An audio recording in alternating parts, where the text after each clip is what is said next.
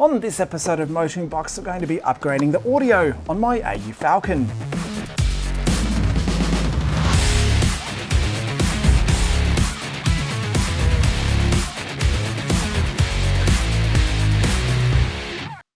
Welcome back to MotoringBox, guys. I'm Sean McKellar. This is my 2001 AU Fairmont Ghia, and today, as I mentioned, we're going to be upgrading the audio. Now, this is something that probably every self-respecting car enthusiast has already done before, simply replacing the stock standard factory speakers with an aftermarket improvement product. So today's upgrade is not going to win any records for sound quality because we've opted for a fairly cheap range of speakers here. This is the Kenwood KFC series, which I picked for obvious reasons, but these are actually really good factory upgrade speakers. So for the AU Falcon and also the BA Falcon, they run 5x7-inch speakers. So that is exactly what I've got here. Some people like to go larger to say 6x9s, or they try and fit a round speaker into an oval hole.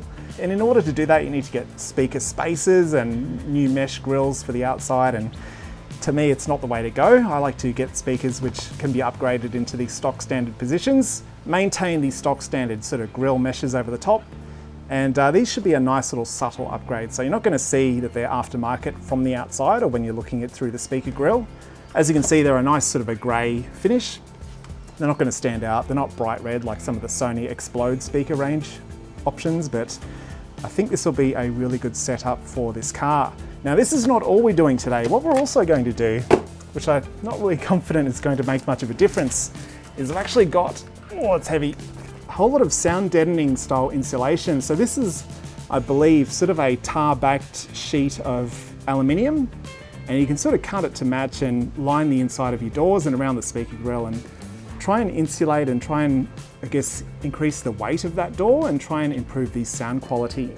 So I've actually done this on a previous car, and to be honest, it didn't make much of a difference. In fact, it had a rather bad side effect. It made the doors heavier, and over bumps, the door would sort of move up and down and sort of rattle and bang against the striker plate where the locking mechanism is. So I'm going to install some of this today into the AU and we'll see how it goes. But yeah, I just thought I'd try it again to see if this stuff is actually worth it. I mean, it probably is worth it when you're installing it into the floor of the vehicle to try and cut out the noise from the ground and the tire noise and that when you're driving. Whereas I'm not really sure if it makes much sense in the doors. So let's perform that little experiment today and see how it goes. All right, so to actually install these speakers into your door, we need to, of course, take the door trim off. So on a Falcon, it's not usually that difficult, and I don't remember entirely how these came off the first time, but I do remember on the Ghia, under this little gear badge, there is a bolt, so I will need to get a socket set, but the rest of it should really be screwdrivers and trim removal tools. It's not the most difficult thing in the world to do. There'll usually be one under the window switches too, so it's just trying to find where Ford have hidden the screws around the place. And of course, you check around the perimeter of the door card as well. So there's nothing on the bottom of this. There's nothing on the side, but there is one here on the driver's side. We'll pop the window switches out too and have a look. So there's our window switches. Pull them out. Disconnect the loom. Too easy. One screw under there. Luckily, the AU Falcon door cards are a lot stronger than the BA Falcon ones, that's for sure. I remember back in the day finding removing door cards to be a really stressful and sort of scary activity. But so long as you keep all of the screws and everything in the right spot, and you don't lose them, it's actually a pretty simple job. So upgrading a set of speakers does not have to be difficult.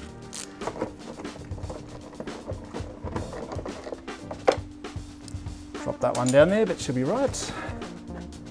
Oh, there we go. So that little triangle up in the top corner is just sort of clipped on. There we go. And there's the last screw. It is reassuring to see they're all still done up nice and tight. So there you go, there's your definitive answer. There are 2 bolts.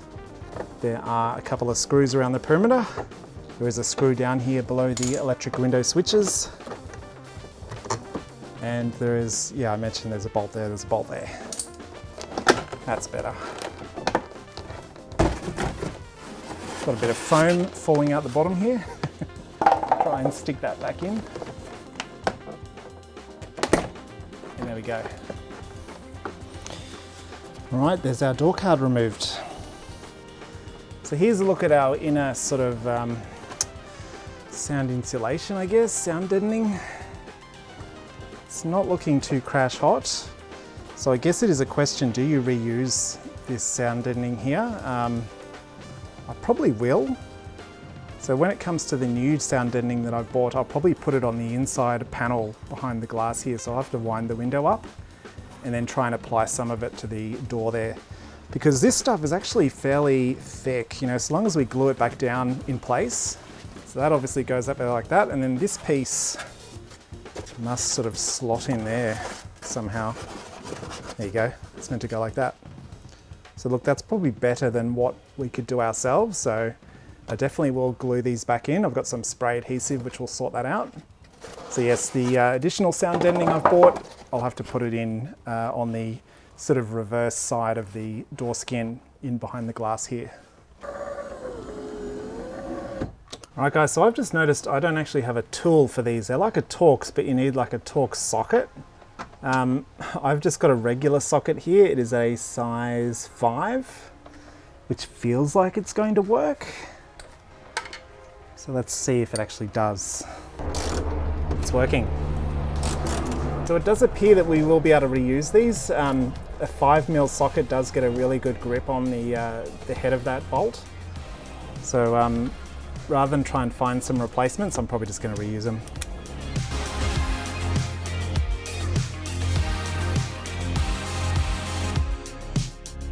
So the last piece of this puzzle is what sort of connector these speakers actually used, and it is a Ford one. So what we're going to have to do is rewire the end of this plug.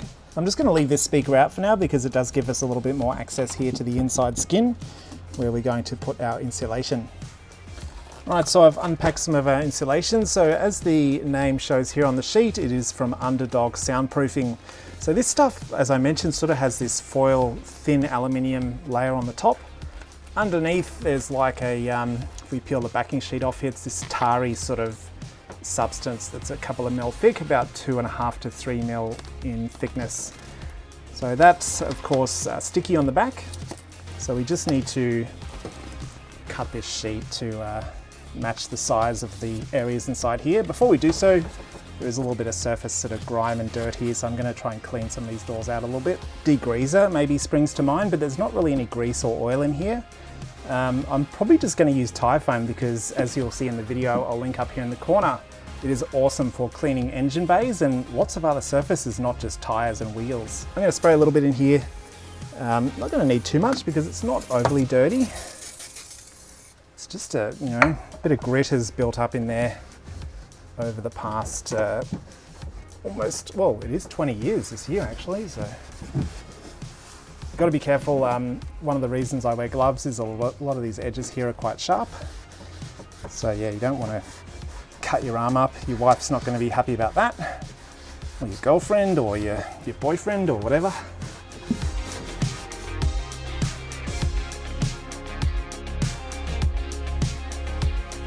Now, another thing to be careful about with these sheets, and another reason to wear gloves, is because this is really thin sort of aluminium, it is almost like a razor on the edge, and you can get one of the worst paper cuts you've ever had in your life if you sort of run your finger along the edge here.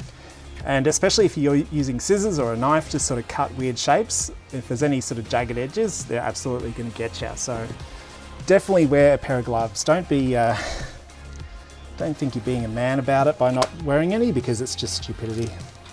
Now obviously you want to get these sort of a tighter fit as possible, but honestly if there's a couple of square centimeters that you miss, I don't think it's going to matter.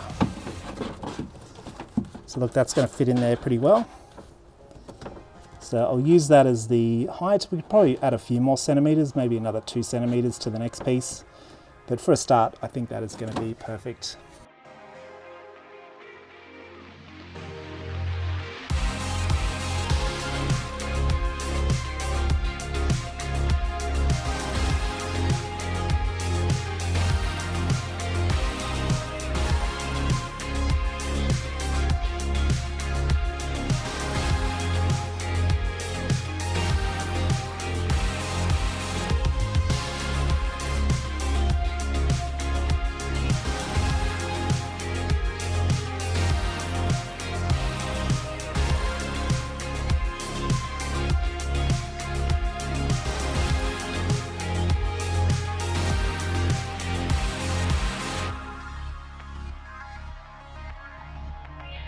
Alright guys, so with the sound insulation in place, we can turn our attention back to the speakers. So this is the stock one, it of course connected with this little connector here. We need to actually cut this off because, as you'll see on our brand new speakers, we need to use these little spade connectors to actually connect the positive and negative wiring. They are different sizes, so I'll put the sizes on screen that you need. It's a bigger one here for, the positive, and then the negative needs the smaller size, like so. I'm just going to cut these off. I think there's more than enough length on them. So with the wiring colors, you'll see one of them, well, you may not be able to see, but one of them is going to have a black line on it. That's your negative. So you just need to bear that in mind when you're putting your new connectors on. Some people slam the use of these crimp style connections, but look, it's a set of speakers. I don't think it's going to make any difference. So long as they stay on there, which these will, it's going to do the job. I'm going to orientate this speaker so that the connectors are at the bottom, just so this loom, well, it looks like it has to be on the bottom anyway, you've got no choice. And we can connect these on two. And what I'm going to do as well is there is a stock bit of insulation here which went behind the speaker. I'm guessing it was just the top, like so. I'm just going to put that back in because why not? And then we can start throwing our little bolts back in.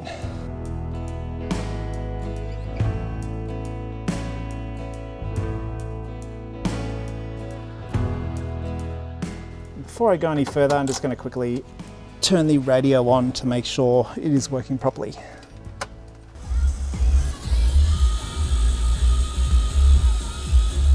Ignore the static, I've got really crappy reception in here, that's just radio. So we should be able to reinstall our door insulation, get our door panel back on, and then this door should be good to go.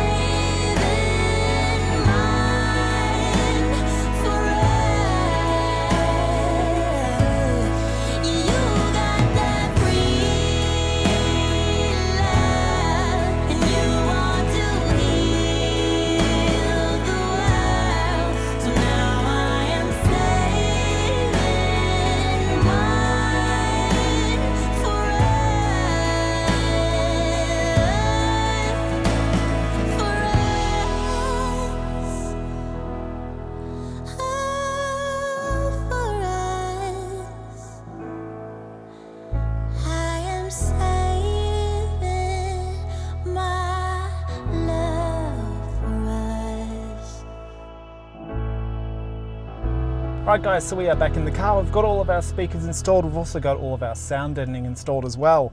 And what is the end result actually like? Well, As some of you would have already worked out, I didn't replace the subwoofer. I also didn't replace the tweeters in the A-pillars here, but I never hear them anyway, so it isn't the complete sort of audio overhaul, but these speakers have made a bit of a difference. So if the previous sound was, say, a 6 out of 10, we're probably up to, say, an 8 out of 10. So it's not really like a massive transformation, but it does sound a lot clearer, a lot crisper. And if I just stick a song here from the MotoringBox playlist on Spotify on, another thing I noticed as well is you're not going to get an accurate representation of what it sounds like. So I will unplug my little mic here and use this. Let's crank it up a bit.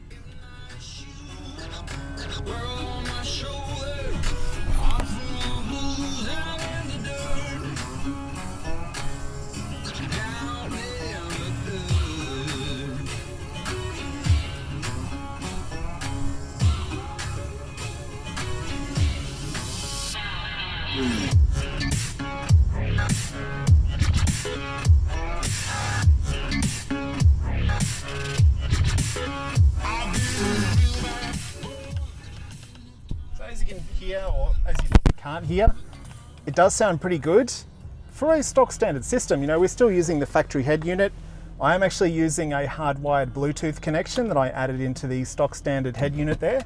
It is not an FM modulator, but I haven't filmed a video about that because the end results of that Bluetooth install weren't actually perfect, because the parts where I actually soldered the audio components onto the main board of that head unit actually means that my Bluetooth audio is actually overlaid with the FM sound. So I have to change the things to FM, and then I have to try and tune it to a station where there's almost no sound at all, and then I can play my Bluetooth. So it's not perfect, but it does sound pretty good if you can get the right frequency going.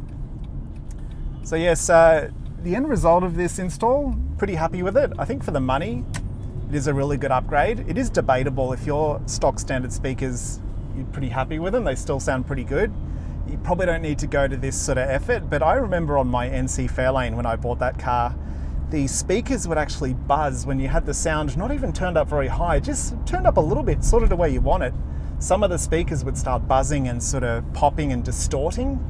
They actually had cones that were sort of blown out on 2 of the speakers, 2 out of the 4. So if you've got that happening, it's definitely worth sort of dropping in a cheap set of Kenwood KFC speakers. I think they're pretty good. But yeah, nice little stock upgrade, sort of bringing your speakers back up to modern standards. And of course, the sky's the limit. There are all sorts of speakers you can buy, which are 4 or 5 or 6 times the price of what I paid for these. But look, you have to sort of weigh it up. What's your car worth? How much do you want to spend to pursue audio perfection? Now, when it comes to the other side of the audio perfection experience, which is the sound deadening, I have to say it has made a bit of a difference, and I reckon for the money that it costs to actually buy those panels, I think it's worth it. I'm someone who loves sort of quietness and refinement in a car like this, because it's all about the comfort, it's all about the quiet, peace and quiet, you know? And I have to say it has made a difference, because really when I've been driving this car previously, when you get up to say highway speed or sort of anything over 80 k's an hour, you sort of hear this road noise, wind noise combination, and it kind of comes from all directions of the car. You know, it's coming from the windscreen, it's coming from the doors, not so much the floor. But ever since I put the insulation in the doors of this car, I've noticed that it sort of feels like now that it's just sort of coming from the front and maybe from behind me as well. It's not really coming from the sides. So it has made a difference. I don't have a decibel meter or something to measure what is that difference, but I've owned this car for about 2 years now, and I know what it sounds like when you're on the highway. And I do know that it did make a difference after installing that insulation panel material. So yes, I think it's worth it. If you're sort of chasing quietness, and it's a nice SS. If you want to go overboard, you could strip your carpet out. You could apply it to the whole underside of your floor as well. Under the carpet, that is, under the insulation. And that'd probably do an even better job. But look, that's really going to be adding a heck of a lot more weight. So it's up to you to make the judgment on that one. But one really funny thing that I noticed as well is that the actuators on the doors when you're locking it, because when I get in the car, I often hit the door lock button to lock all the doors just for safety and security when I'm driving. And I was like, wow, the actuators are really quiet now too. But what actually happened was only the driver's door actuator was working. For some reason, the other 3 doors all crapped out together. I thought maybe I'd disturb some wiring or something, but when you're locking the car, I can actually feel the other 3 actuators still trying to lock. They just don't lock. So isn't that just typical? You know, you change something on your car, you modify your car, you fix something, something else will break. So I took all 3 actuators off. I was able to get the front one working again, but the rears need to be replaced. So I've just bought brand new ones. They're on the way. I've disconnected the door handle rods for now so that people can't get into the car, but isn't that just cars in general? You know, old Falcons from 20 years ago, they're all starting to crap out. This car's been really reliable, but ever since I've started touching it and messing around with it a little bit, things are just starting to break, and that's just Murphy's Law, isn't it? But anyway, I'm not going to film a video about that, because if you want to know how to fix them, I've already done one. Click up here in the corner. I'm going to be swapping them out when they arrive, and hopefully, touch wood, touch fake wood, nothing else breaks. So that's it, guys. Thank you very much for watching. If there's any questions, stick them in the comment section below. I'll try my best to reply. Otherwise, we'll see you next time.